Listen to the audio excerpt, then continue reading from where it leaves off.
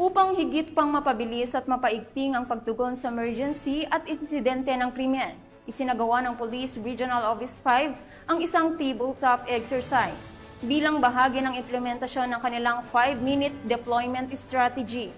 Alamin ang report mula kay Patrolwoman Vanessa Sol. Ayon sa seleksyon ni PNP Chief Police General Nicolas Torre III para sa mabilis na serbisyo ng pulisya, nagsagawa ang Police Regional Office 5 ng tabletop exercise and conference on the 5-minute response time strategy and deployment plan na ginanap sa Pro5 Conference Room Camp Brigadier General Simeon A. Ola, Legazpi City, Albay.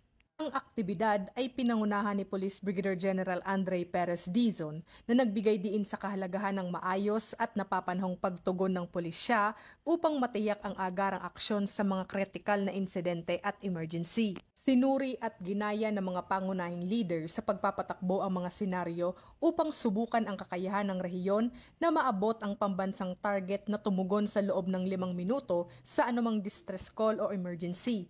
Nakatuon ang mga talakayan sa strategic deployment ng mga patrol unit, pinahusay na command coordination at ang paggamit ng geospatial mapping tool para ma-optimize ang mobility at presence. Ang inisyatiba na ito ay sumasalamin sa patuloy na pagpupursige ng Police Regional Office 5 na mapabuti ang pagiging handa sa pagpapatakbo, panindigan ng tiwala ng publiko at ihatid ang serbisyong approachable, presentable at dependable.